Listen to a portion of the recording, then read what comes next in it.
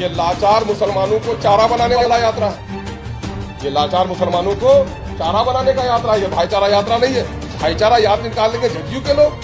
BJP को जिसने स्थापित किया वो भाईचारा यात्रा निकालेंगे। एनआरसी का जिसने समर्थन किया वो भाईचारा यात्रा निकालेंगे। सनोवर को जिसने इंसाफ नहीं दिया भाईचारा का यात्रा निकालेंगे। मुसलमानों की बड़ी आबादी बस्ती है सीमांचल में, जहाँ गरीबी अपनी इंतहा को पहुंची हुई है। सैलाब से लोग तबाहाल हैं, सड़कें टूटी हुई है, पुल लटका हुआ है। आरपीएफ का नौजवान है, उसने एक दलित पुलिस ऑफिसर को भी अपनी गोली का निशाना बनाया। जहाद का सबूत है।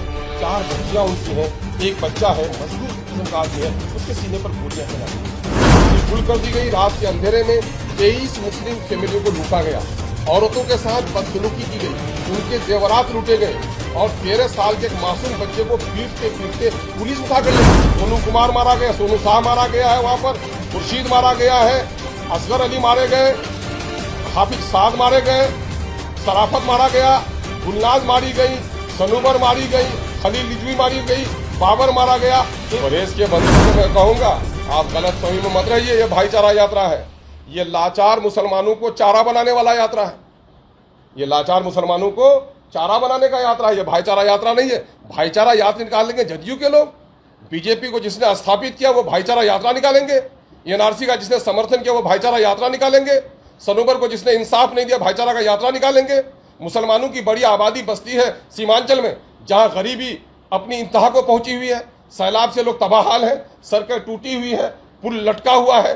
उर्दू की जिसने बहाली नहीं की वो लोग भाईचारा यात्रा निकालेंगे। ये दिग्भ्रमित कर रहे हैं जनता को कि वर्दी का काम जान माल इज्जत की तहफ़्फ़ुज़ है, लेकिन जिस तरह से वहाँ पर बम्बई से जयपुर जाने वाली ट्रेन में वो पालघर के नज़दीक में वो जो चेतन कुमार ने, जो आरपीएफ का नौजवान है, उसने एक दलित पुलिस ऑफिसर को भी अपनी गोली का निशाना बनाया और चुन चुन कर अलग अलग कंपार्टमेंट में जाकर मुस्लिम चेहरे को देखकर 3 मुसलमानों के सीने पर उसने गोली चलाई।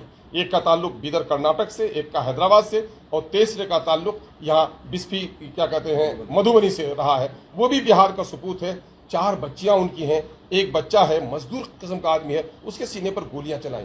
इसके माने मरकजी सरकार जो है इस वक्त ये चाहती है कि 2024 को सामने में रखकर मुल्क में ऐसी कसीदगी, ऐसा सांप्रदायिक तनाव बन जाए कि उस सांप्रदायिकता के तनाव में उनकी सियासी रोटी सेकी जाए।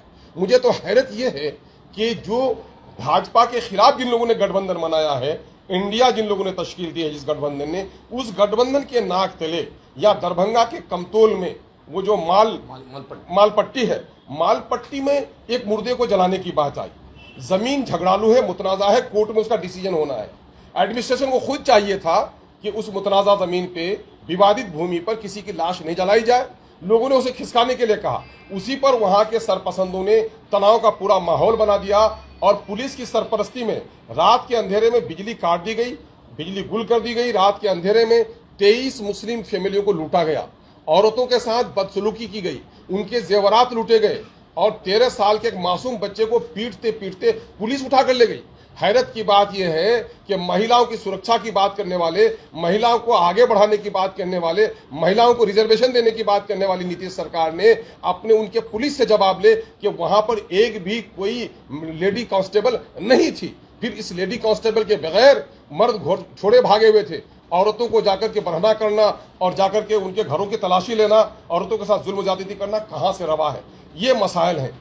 तीसरा एक चौथा मसला एक वो है, बिहार का दूसरा मसला वो ये है कि बिहार की सरकार ये कहती है कि मैंने बिजली और सड़क घर घर पहुंचा दिया, पानी घर घर पहुंचा दिया। एमआईएम दावा करती है कि आज भी 1/3 आबादी के घर तक सड़क नहीं पहुंच पाई है, आधी आबादी के घर तक पानी नहीं पहुंच पाया है और आधी आबादी आज भी बिजली से तरस है।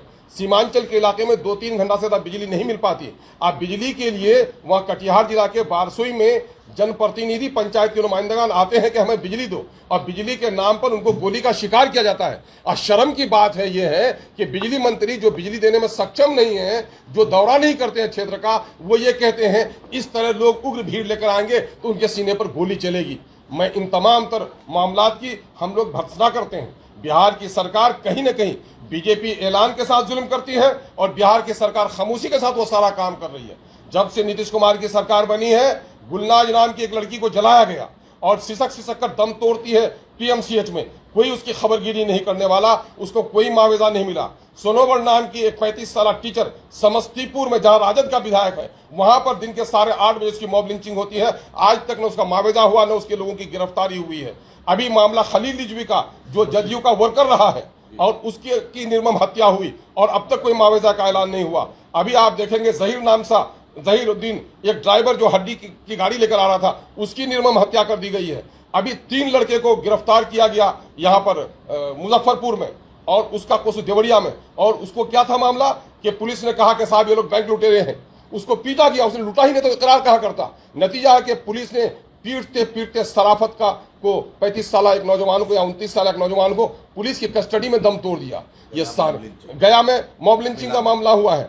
और यहीं पर आप नालंदा में आप देखने कि बिहार शरीफ में जो कुछ हुआ है वो भी आपके सामने में है। आज तक नीतीश कुमार जी ने न बिहार शरीफ के दंगाइयों के खिलाफ कोई कार्रवाई की, न वहां के जले हुए मदरसे और कुरान और दूसरी दीगर किताबों का कोई मुआवजा की बात कही है मदरसे की तामीर के लिए, न अपने अफसोस का इजहार किया। हैरत की बात यह है कि मुल्क की सतह पर वर्दी के नौजवानों ने चुन चुन कर मुस्लिम को और दलित को गोली चलाया वहां पर पालघर में। और यहाँ पर अब जो कुछ हुआ है, अभी ऊपर पट्टी बांधे हुए है, राजद मुंह पर पट्टी बांधे हुए है। जदयू के चतुर नेता जो देश के प्रधानमंत्री बनने का ख्वाब देखते हैं, इस जुल्म और नाइंसाफी के खिलाफ नीतीश कुमार जी की जबान से एक जुमला नहीं निकल पाता है। एमआईएम मुतालबा करती है कि रेलवे पूरे तौर पर कंपेंसेशन अदा करे एज पर रूल। और चूंकि और जहां जो कुछ हुआ है, चाहे हाफिज का कत्ल हुआ है हरियाणा में, चाहे अजगर का कत्ल हुआ है पालघर में, ये बिहार के दोनों बेटे हैं। ये कमाने के लिए गए थे, अपने बीवी बच्चे के लिए नहीं, बल्कि पलायन को नहीं रोकने वाली सरकार इन प्रदेश में कमाने वालों से भी 30% टैक्स लेती है। ये बिहार के लिए कमाने के लिए गया था। बिहार का कोई मंत्री उनके पास नहीं गया, उनकी कोई खबरगिरी नहीं की।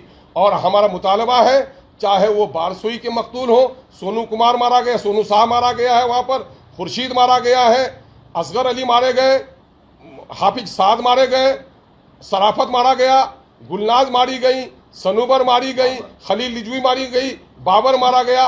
इन तमाम तर लोगों को 50-50 लाख रुपए का मुआवजा इनके परिवार को, लोगों को दिया जाए। नीतीश कुमार जी कहते हैं कि राजस्व में सबसे देश की राज्य की संपत्ति में सबसे पहला अधिकार आपदा पीड़ितों का है। आपदा तो नेचुरल क्लाइमिटीज भी है, लेकिन ये तो आपदा नहीं, ये तो आपकी लापरवाही का नतीजा है।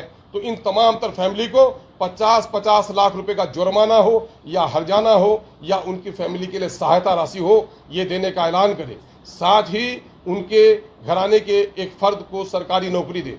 और मुतालबा है कि चेतन कुमार को फांसी दी जाए और उस पर यूएपीए के नाफिज किया जाए। और जिन पुलिस के अहलकारों ने इंटेलिजेंस की खबर के बावजूद भी हरियाणा में इस दंगा को रोकने में विफल हुई, पुलिस पहरे कर रही है मस्जिद के दरवाजे पर और हाफिज साद की निर्मम हत्या हो जाती है, ऐसे पुलिस के अहलकारों पर सोनू कुमार और खुर्शीद मारा जाता है पुलिस की गोली से, पुलिस के डंडे से मारा जाता है सराफत, पुलिस की लापरवाही से जुर्म होता है कमतौल में दरभंगा में। इन तमाम तर पुलिस के